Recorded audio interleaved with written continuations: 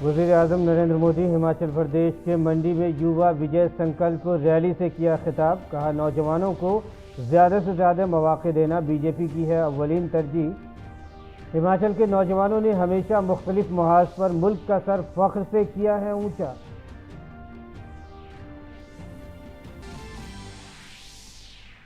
सदर जमहूरिया द्रौपदी मुर्मू ने साल 2020-21 के लिए पेश किए national service scheme award. NSS रज़ाकाराना कम्युनिटी सर्विस के जरिए तलबा की शख्सियत और किरदार की नश्व-नुमा के बुनियादी मकसद के तहत काम कर रहा है।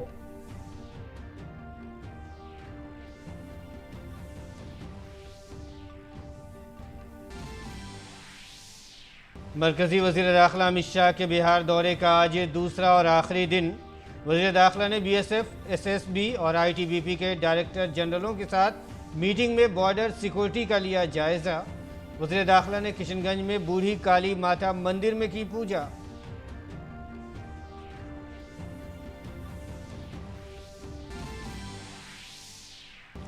UNGA के 77वें इजलास में भारत में अक़लियतों से मुतालिक पाकिस्तान के वज़ीर आज़म शहबाज शरीफ के बयान का भारत ने दिया मुंह तोड़ जवाब। राइट टू रिप्लाई के तहत फर्स्ट सिक्योरिटी मेजिटो वेंटो ने भारत पर झूठे इल्ज़ामात की तरदीद करते हुए उसे करार दिया अफसोसनाक। वज़ीर ख़ारिजा डॉक्टर एस जयशंकर आज अक़वाम मुत्तहिदा जनरल असम्बली के फोरम से आलमी रहनुमाओं से करेंगे खिताब। क़ब्ल अज़ीं डॉक्टर एस जयशंकर ने इंडो पैसिफिक क्वाड मीट में की शिरकत। मीटिंग में इंसानी इमदाद और डिज़ास्टर रिलीफ पार्टनरशिप गाइडलाइंस पर किए गए दस्तखत।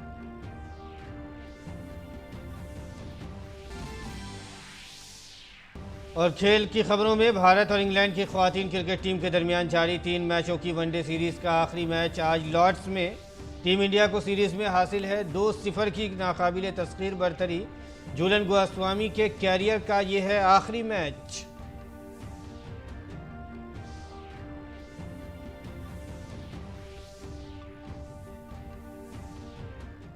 आदाब नाज़रीन, उर्दू खबरनामे में आपका खैर मकदम है। मैं हूं आपके साथ मसरूर फैज़ी और आइए अब खबरों पर तफसील के साथ नज़र डालते हैं।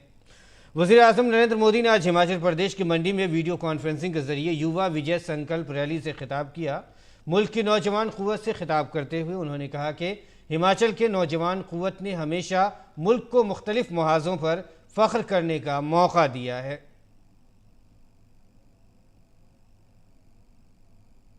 हिमाचल की युवा शक्ति ने हमेशा अलग अलग मोर्चों पर देश को गौरवान्वित होने का अवसर दिया है। पहाड़ी गांधी, बाबा कांसीराम समेत हिमाचल के अनेक सेनानियों ने आजादी के आंदोलन में महत्वपूर्ण भूमिका निभाई है। आजादी के तुरंत बाद जम्मू कश्मीर पर हुए हमले से लेकर करगिल युद्ध तक हिमाचल के जांबाजों ने सर्वोच्च बलिदान देकर मां भारती का सिर ऊंचा रखा है। देश की रक्षा के साथ साथ देश को सम्मान दिलाने वाले में भी हिमाचल के युवा कमाल करते रहे हैं। वज़ीर आज़म ने कहा कि हिमाचल के नौजवानों ने आज़ादी के फौरन बाद जम्मू कश्मीर पर हमले से लेकर कारगिल जंग तक अपनी जानों का नजराना पेश किया है।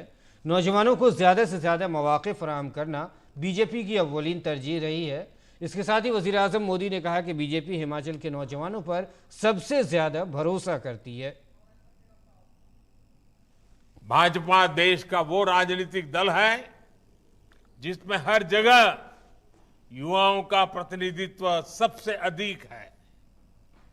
ऐसा इसलिए है क्योंकि भाजपा देश के युवाओं पर, हिमाचल के युवाओं पर सबसे अधिक भरोसा करती है।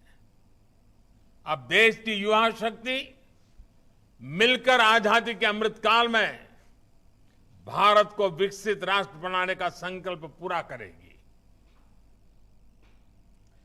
पीएम ने कहा कि हमने कई ममालिक के साथ ई वीज़ा की शुरुआत की है। ई वीज़ा का सबसे ज़्यादा फ़ायदा सियाहत को होता है। कोरोना के फौरन बाद सियाहत के शोबे को शुरू करने के लिए भारत सरकार और ख़ास तौर पर हिमाचल हुकूमत ने कामयाबी से टीकाकारी मुहिम शुरू की और मुल्क और बैरून मुल्क के लोगों को यकीन दिलाया कि हिमाचल महफूज है। आज जिस प्रकार हिमाचल का टूरिज्म सेक्टर बढ़ रहा है वो उत्साह बढ़ाने वाला है। और आपने देखा होगा हमारे विदेश नीति का एक अहम पहलू क्या रहा, हमने कई देशों के साथ ई वीजा शुरू किया। ई वीजा शुरू करने के का सबसे बड़ा लाभ टूरिज्म को होता है। लोगों को आसानी से जब वीजा मिलना शुरू हो जाता है, और देखा होगा आपने कोरोना के पहले तो धमाधम दुनिया से लोग आना शुरू हो गए थे, और अभी भी मौका बहुत बड़ा है। अभी भी दुनिया के कई देश हैं जहां टूरिज्म खुला ही नहीं है। हिमाचल के लिए तो दोनों हाथ में लड्डू है। साथियों, कोरोना की मुश्किल से टूरिज्म सेक्टर जल्द से जल्द बाहर निकल सके, इसके लिए भारतीय जनता पार्टी की सरकार और खास करके हिमाचल की सरकार ने टीकाकरण का अभियान जो सफलतापूर्वक चलाया, उसने देश भर के और विदेशों के टूरिस्टों को भी एक विश्वास दिया कि हिमाचल सेफ है। हिमाचल प्रदेश के वजीर आला जयराम ठाकुर ने हिमाचल प्रदेश के मंडी में युवा विजय संकल्प रैली से खिताब किया। इस मौके पर उन्होंने कहा कि हिमाचल के नौजवान तेज़ रफ्तारी से आगे बढ़ रहे हैं। उन्होंने इसे यकीन के साथ इजहार किया कि आने वाले वक्त में हिमाचल प्रदेश में बीजेपी की ही दोबारा सरकार बनेगी। आज का ये कार्यक्रम एक ऐतिहासिक कार्यक्रम है। हिमाचल प्रदेश के सारे युवा यहां पर एकत्रित हुए हैं और युवाओं के जोश के साथ हम आगे बढ़ने का हम संकल्प ले रहे हैं। हम तेज गति से आगे बढ़ रहे हैं और हिमाचल प्रदेश में हम इतना जरूर कहना चाहते हैं कि आने वाले समय में हम फिर से भारतीय जनता पार्टी की सरकार बनाएंगे। सदर जमहूरिया द्रौपदी मुर्मू ने आज राष्ट्रपति भवन में साल 2020-21 के लिए नेशनल सर्विस स्कीम अवार्ड तकसीम किए। एनएसएस एक मरकजी मंसूबा है जिसे साल 1969 में रजाकाराना कम्युनिटी खिदमत के जरिए तलबा और नौजवानों की शख्सियत और किरदार साजी के बुनियादी मकसद के साथ शुरू किया गया था। एनएसएस के रजाकार समाजी अहमियत के उमूर पर काम करते हैं जो बाकायदा और खुसूसी कैंप सरगर्मियों के जरिए कम्युनिटी की ज़रूरतों को ध्यान में रखते हुए तैयार होते रहते हैं। हरिजन सेवक संघ के 90वें यौम तासीस की तकरीब के मौके पर नई दिल्ली में सद्भावना सम्मेलन का इनेकाद किया गया। नायब सदर जमहूरिया जगदीप धनखड़ इस तकरीब में मेहमान खुसूसी की हैसियत से शामिल हुए।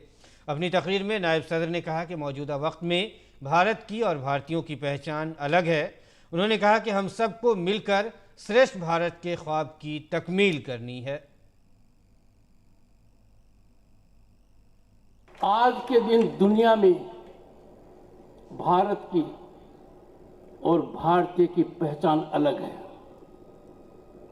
आज के दिन एक सपना है श्रेष्ठ भारत, और उस सपने का एक आधार है वी वर दी बेस्ट।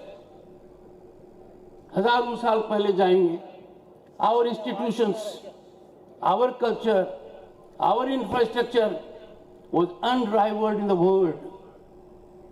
हम उस ओर अग्रसर हैं। नायब सदर ने कहा कि कोविड के 2 साल के दौरान 90 करोड़ आवाम को गांधी जी के उसूलों के पेश नज़र रखते हुए मुफ्त अनाज दिया गया। ऐसा किसी भी मुल्क में नहीं हुआ है। उन्होंने मजीद कहा कि 136 करोड़ आवाम को 2 टीके लगाने का कारनामा भी भारत में ही अंजाम दिया गया।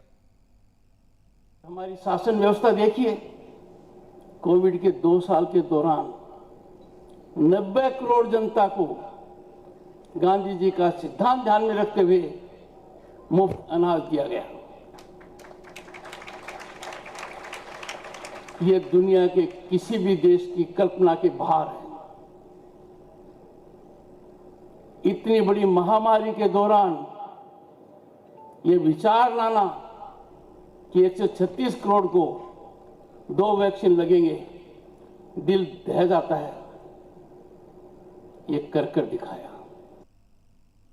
मरकजी वज़ीर दाखिला अमित शाह बिहार के दौरे पर हैं। अमित शाह ने आज किशनगंज में सरहदी तहफ़्फ़ुज़ के हवाले से BSF, एसएसबी और आईटीबी अफसरों के साथ जायज़ा मीटिंग की। अमित शाह ने मुल्क में बाएं बाजू की इंतहा पसंदी और नक्सलिज्म को ख़त्म करने में मुसल्लह सरहदी फ़ौज के जवानों के ताउन की तारीफ़ की। उन्होंने कहा कि मुल्क मुसल्लह सरहदी फ़ौज के ताउन को भूल नहीं पाएगा।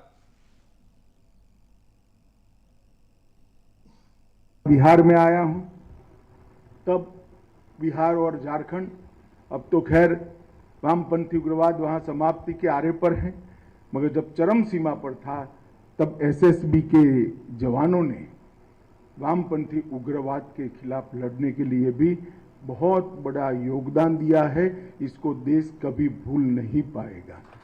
एसएसबी के जवानों ने देश के पूर्वी क्षेत्र में जो नक्सलवाद फैला था उसके खिलाफ अनेक बलिदान देकर एक कठोर लड़ाई लड़ने का काम किया है और इसी का सुफल आज ये है कि आज बिहार और झारखंड के क्षेत्र में लगभग नक्सलवाद समाप्त होने के कगार पर आया है। कह भी सकते हैं कि समाप्त हो चुका है। उमूर दाखिला और कोऑपरेटिव के मरकजी वजीर अमित शाह आइंदा 7 अक्टूबर को सिक्किम की राजधानी गंगटोक में मशरक़ी और शुमाल मशरक़ी खित्ते की डेयरी कोऑपरेटिव कॉन्फ्रेंस का इफ्तिताह करेंगे। कॉन्फ्रेंस का मौजू है मशरक़ी और शुमाल मशरक़ी खित्ते की सख्त कोश डेयरी कमेटियाँ, चैलेंजेस और मौक़े की तलाश। इसका मकसद मशरक़ी और शुमाल मशरक़ी खित्ते की मकामी बिरादरियों के फ़ायदे के लिए कोऑपरेटिव माहौलियाती निज़ाम को मजबूत करना है।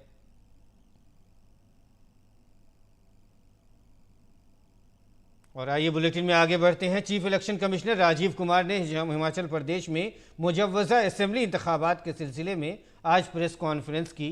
उन्होंने बताया कि गैर जानिबदाराना इंतखाबात के लिए इलेक्शन कमीशन ने एक वेब पोर्टल लॉन्च किया है जिसमें कोई भी इंतखाबात से मुतालिक अपनी शिकायत दर्ज करा सकता है। इस वेब पोर्टल में वीडियो और लोकेशन की भी सहूलत होगी। एक ऐप डेवलप किया है जिसका नाम है सी विजिलेंट, यानी सिटीजन्स विजिलेंट रहिए। उसकी इंपॉर्टेंस और उसकी जो सुविधाएं वो क्या है कि कोई भी व्यक्ति किसी भी जगह से एक कंप्लेंट सी विजिल पर डाल सकता है अपने मोबाइल के माध्यम से। वो फोटो ले सकते हैं, वीडियो बना सकते हैं और जैसे ही वो उसको लोड करेंगे उनका ज्योग्राफिकल इंडिकेशन सारे के सारे ऑटोमेटिक ये मोबाइल ऐप कैप्चर कर लेगा। तो अगर उन्होंने कहा कि किसी जगह में शराब दी जा रही है, किसी जगह में पैसा डिस्ट्रीब्यूट हो रहा है, किसी जगह में कोई फ्रीबीज डिस्ट्रीब्यूट हो रही है, या किसी जगह में पोलिंग पार्टी निर्धारित रास्ते पे नहीं जा रही है, किसी जगह में मशीन के साथ कुछ हो रहा है, तो आप इमीडिएटली फोटो लीजिए, इमीडिएटली एक वीडियो बनाइए या शिकायत हाथ से लिखिए, उसको फोटो खींच के अपलोड करिए। वज़ीर ख़ारजा डॉक्टर एस जयशंकर अमेरिका के दौरे पर हैं। वज़ीर ख़ारजा आज अक़वाम मुत्तहिदा की जनरल असम्बली के स्टेज से आलमी लीडरों से खिताब करेंगे। 77वें अक़वाम मुत्तहिदा के इजलास का इस साल का मौजू है एक तारीख़ी लम्हा, आपस में जुड़े चैलेंजों की तब्दीली का हल। वज़ीर ख़ारजा एक ख़ास programme India @75 showcasing India UN partnership in action से भी खिताब करेंगे जो भारत की तरक्की के सफ़र को उजागर करता है। काबिल ज़िक्र है कि इससे कबल कल न्यूयॉर्क में अक़वाम मुत्तहिदा की जनरल असम्बली के मौके पर वज़ीर ख़ारजा डॉक्टर एस जयशंकर ने पैसिफिक क्वाड मीटिंग में हिस्सा लिया। इस मीटिंग में क्वाड इंसानी इमदाद और डिज़ास्टर रिलीफ पार्टनरशिप के लिए रहनुमा खतूत पर दस्तखत किए गए। और सेहत और कुंबा बहबूद के मरकज़ी वज़ीर डॉक्टर मनसुख मांडविया आयुष्मान भारत प्रधानमंत्री जन आरोग्य योजना के 4 साल, आयुष्मान भारत डिजिटल मिशन के 1 साल मुकम्मल होने पर आइंदा इतवार को आरोग्य मंथन 2022 तकरीब का इफ्तिताह करेंगे। प्रोग्राम में डॉक्टर मांडविया मुल्क भर के कई PMJAY इस्तिफादा कुनिंदगान से बातचीत भी करेंगे। इस मौके पर इलेक्ट्रॉनिक्स और इंफॉर्मेशन टेक्नोलॉजी के वज़ीर अश्विनी वैष्णव, सेहत और कुंबा बहबूद के वज़ीर ममलिकत डॉक्टर भारती परवीन पवार और नीति आयोग के रुकन डॉक्टर VK पाल भी इस मौके पर मौजूद रहेंगे। वज़ारत ख़ारजा ने भारतीय शहरियों को सोशल मीडिया और दीगर ज़राए से नौकरी दिलाने वाली फ़र्ज़ी तजावीज़ के जाल में नहीं फंसने की सलाह दी है। वज़ारत ख़ारजा ने इत्तलाती टेक्नोलॉजी के हुनरमंद नौजवानों को मशवरा दिया है कि कुछ मुश्तबा IT कंपनियाँ थाईलैंड में डिजिटल सेल्स और मार्केटिंग ऑफिसर्स के ओहदों के लिए भारतीय नौजवानों को मुनाफा बख्श पुरकशिश नौकरियां देने की पेशकश कर रही हैं। बैंकॉक और म्यांमार में भारतीय मिशनों के सामने क्रिप्टो करेंसी फ्रॉड का मामला मंजरेआम पर आया है। उसमें कहा गया है कि दुबई और भारत में मुकीम एजेंटों ने सोशल मीडिया पर इश्तहार देकर हुनरमंद नौजवानों को थाईलैंड में नौकरियां दिलाने के नाम पर धोखा दिया है। वज़ारत ख़ारिजा ने कहा है कि मुलाज़मतें हासिल करने के नाम पर नौजवानों को गैर मुनासिब तरीक़े पर सरहद पार बिलखुसूस म्यांमार ले जाया जाता है और कैदी बनाकर मुश्किल हालात में काम करने पर मजबूर किया जाता है। वज़ारत ख़ारिजा ने कहा है कि मुलाज़मत के मकसद से सियाहती या ट्रैवल वीज़ा पर सफ़र करने से पहले गैर मुल्की आजरों की साख की जाँच या तस्दीक कर लें।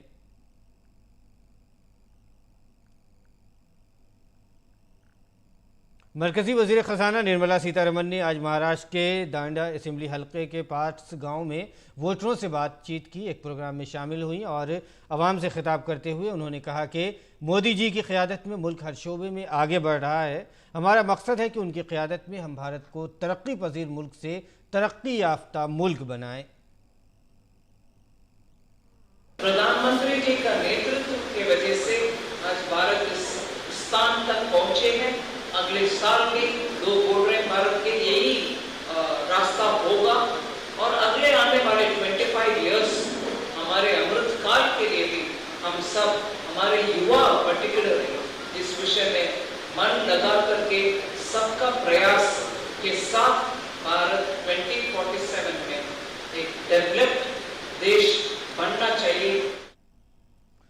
वज़ीर-ए-आज़म नरेंद्र मोदी जापान के साबिक़ वज़ीर-ए-आज़म शिंजो आबे की आखिरी रसूम में शामिल होने जापान जाएंगे। वज़ीर-ए-आज़म के जापान दौरे के बारे में जापान में भारतीय सफ़ीर संजय कुमार वर्मा ने इज़हार ख्याल किया।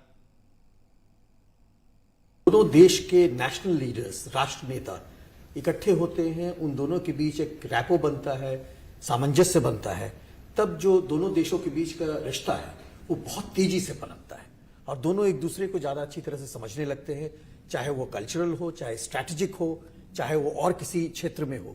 तो इन दोनों नेताओं ने, इन दोनों राष्ट्र नेताओं ने इस मुकाम को पा लिया था। प्रधानमंत्री जी का सागर के रूप में उन्होंने इसको व्यक्त किया था और पूरे विश्व में, खास करके पैसिफिक के दोनों तरफ ये चर्चा चल रही थी कि किस तरह से पूरे रीजन को एक स्टेबल रीजन बनाया जा सके। तो उस संदर्भ में इंडो पैसिफिक रीजन का एक अहम वैल्यू निकल कर आया था, उसका एक मूल्य निकल कर आया था। और वज़ीर-ए-आज़म नरेंद्र मोदी को पेश किए गए तोहफ़ की नीलामी जारी है और ये 2 अक्टूबर तक जारी रहेगी। इसमें 1222 अशिया शामिल की गई हैं। तोहफे की कम अज़ कम बुनियादी कीमत 100 रुपये और ज़्यादा से ज़्यादा 5 लाख रुपये रखी गई हैं। ये तोहफ़ national museum of modern art में नुमाइश के लिए रखे गए हैं।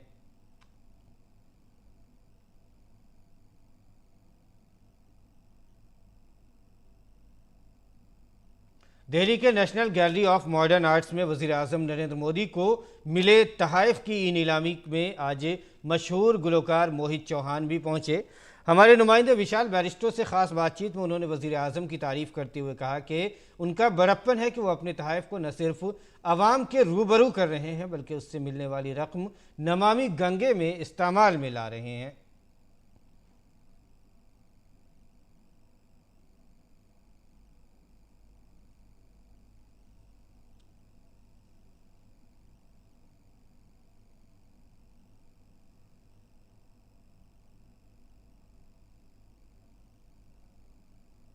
हम इस वक्त एक ख़ास प्रदर्शनी में हैं जिसमें प्राइम मिनिस्टर को जो मेमेंटोज मिले हैं वो ऑक्शन भी किए जा रहे हैं और लोगों के लिए उसको खोला भी गया है।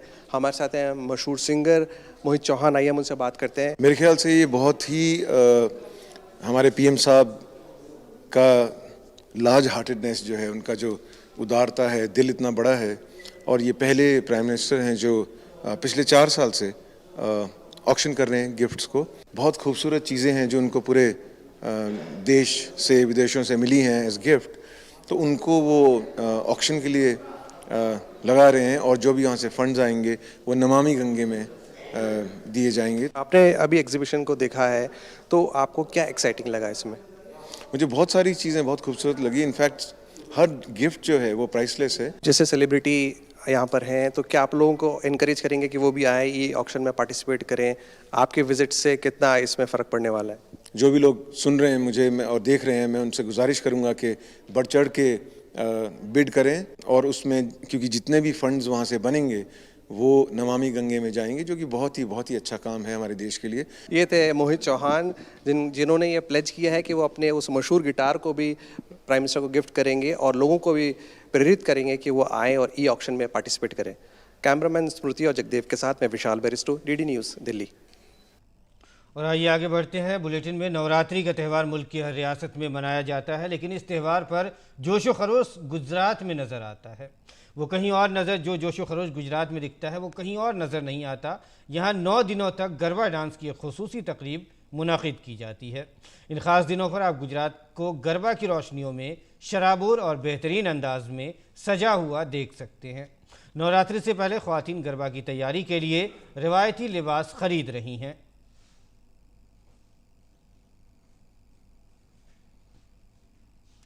ईरान में हिजाब के खिलाफ जारी मुजाहरे मज़ीद पुरतशद्दुद हो गए हैं। इन मुजाहरे में अब तक 50 अफराद हलाक हो चुके हैं। ईरान में मुजाहरे गुज़िश्ता हफ्ते शुरू हुए थे जब 22 साला महसा अमीनी को पुलिस हिरासत में उनकी मौत हो गई थी। महसा अमीनी की मौत के बाद मुल्क भर में सख्त हिजाब कानून को लेकर लोग नाराज़ हैं। तशद्दुद की आग 80 शहरों तक फैल चुकी है। काबिल ज़िक्र है कि हिजाब के खिलाफ मुजाहरे सबसे पहले ईरान के शहर कुर्दिस्तान में पुलिस की हिरासत में महसा अमीनी की हलाकत के बाद शुरू हुए थे, लेकिन देखते ही देखते दारुल-हुकूमत तेहरान समेत छोटे बड़े शहरों में ये मुजाहरे शुरू हो गए हैं। 22 साला महसा अमीनी को पुलिस ने एक हिजाब न पहनने पर हिरासत में लिया था और इस दौरान उसकी मौत हो गई। ईरान में हुकूमत के खिलाफ बढ़ते हुए मुजाहरों के पेश नज़र इंटरनेट तक रसाई पर सख्त पाबंदी आयद कर दी गई है।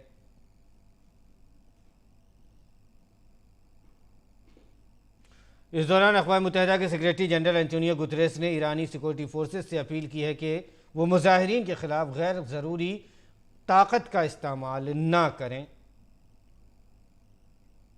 अक़वाम मुत्तहिदा के सेक्रेटरी जनरल ने न्यूयॉर्क में एक प्रेस कॉन्फ्रेंस में कहा कि अक़वाम मुत्तहिदा के सरबराह ने मज़ीद मुजाहरों को रोकने के लिए ईरानी अवाम से सब्र व तहम्मुल से काम लेने की पुरज़ोर अपील की है।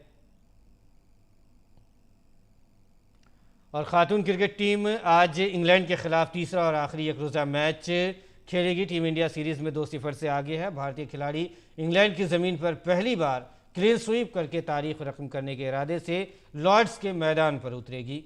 भारतीय टीम के लिए यह मैच इसलिए भी ख़ास होगा क्योंकि तेज़ गेंदबाजी का हिस्सा बन चुकी झूलन गोस्वामी लॉर्ड्स में आज अपने कैरियर का आखिरी बैनुल-अक़वामी मैच खेलेंगी। ऐसे में टीम इंडिया की कोशिश झूलन गोस्वामी को यादगार अलविदा देना होगा। लेजेंड्स लीग 2022 की ख़वातीन एम्पायरों ने हफ्ते को मरकज़ी ख़वातीन और बच्चों की तरक्की की वज़ीर स्मृति ईरानी से मुलाकात की। इस मौके पर मरकज़ी वज़ीर ने कहा कि जिस तरह से हमारी बेटियां खेल के मैदान में मुल्क का नाम रोशन कर रही हैं, इससे मुल्क की दूसरी बेटियां भी राग़िब हो रही हैं और आगे बढ़ रही हैं। लेजेंड्स लीग क्रिकेट के सौजन्य से वो यहाँ पर पधारी हैं ताकि अपना समर्थन माननीय प्रधानमंत्री जी के फ्लैगशिप स्कीम बेटी बचाओ बेटी पढ़ाओ को दे सकें। बेटियां विशेषतः खेल के मैदान में किस प्रकार से भारत का गौरव बढ़ा रही हैं, उसका एक प्रतीक, एक प्रतिबिंब यहाँ पर ये महिलाएं भी हैं। हमारे लिए विशेष बात हो गई है कि इन्होंने बेटी बचाओ बेटी पढ़ाओ का बैज पहनकर हर देश की हर बेटी को सम्मान दिया है। इसी तरह से महिलाएं क्रिकेट के मैदान में चाहे वो प्लेयर की भूमिका में हो या ऑफिशियल की भूमिका में हो, हमारा गौरव बनती रहे, यही इन सबको शुभकामना। और इस दौरान मरकज़ी वज़ीर से मिलने आई ख़वातून एम्पायर्स काफ़ी खुश नज़र आईं। So happy and so grateful for Legends League also कि हमें इस तरह का मौका दिया। आई होप कि जो बाकी लीग्स भी हो रही हैं उसमें इसी तरह से वुमेंस को मौका मिले और हम अच्छा कर पाएँ और अच्छा बराबरी से इक्वालिटी जो हम बोलते हैं, तो मुझे लगता है कि ये एक बहुत अच्छा स्टेप है। भारतीय हॉकी टीम के साबिक कप्तान दिलीप तिर्की हॉकी इंडिया के नए सदर मुंतखब किए गए हैं। इंटरनेशनल हॉकी फेडरेशन ने तिर्की और उनके टीम के इंतखाब की मंजूरी दे दी है। दिलीप तिर्की ने सदर मुंतखब होने के बाद COA और FIH का शुक्रिया अदा किया। हॉकी इंडिया के इंतखाब 1 अक्टूबर को होने थे, लेकिन जुमे को नताइज का ऐलान कर दिया गया क्योंकि सदारती ओहदे के लिए तुर्की के अलावा कोई उम्मीदवार नहीं था। उत्तर प्रदेश हॉकी एसोसिएशन के सरबराह राकेश कथियाल और हॉकी झारखंड के भोलानाथ सिंह ने भी सदारती ओहदे के लिए कागजात नामजदगी दाखिल किए थे, लेकिन दोनों ने बाद में अपनी दरखास्तें वापस ले ली थीं। दिलीप तिर्की का ताल्लुक उड़ीसा से है। उन्होंने 1995 में इंग्लैंड के खिलाफ डेब्यू किया था। दुनिया के मायनास टेनिस खिलाड़ी रॉजर फेडरर ने जुमे को लेवर कप में अपने कैरियर का आखिरी टूर्नामेंट हारने के बाद टेनिस से रिटायरमेंट ले लिया है। इस फाइनल टूर्नामेंट में फेडरर ने राफेल नडाल के साथ जोड़ी बनाई थी। फेडरर को अमेरिका के फ्रांस टियाफो और जैक सॉक के खिलाफ इस मैच में 4-6, 7-6 और 11-9 से शिकस्त का सामना करना पड़ा। रॉजर फेडरर मैच के बाद काफ़ी हद तक जज्बाती भी नजर आए। टेनिस कोर्ट के दरमियान में खड़े होकर उन्होंने अपने दोनों हाथ उठाकर लोगों का खैर मकदम किया। इस दौरान राफेल नडाल भी फेडरर की अलविदाई लम्हात को महसूस करते हुए जज्बाती हो गए। और नाज़रीन, इसके साथ ही उर्दू खबरनामा फ़िलहाल इख्तिताम को पहुंचता है। इजाज़त दीजिए, आदाब।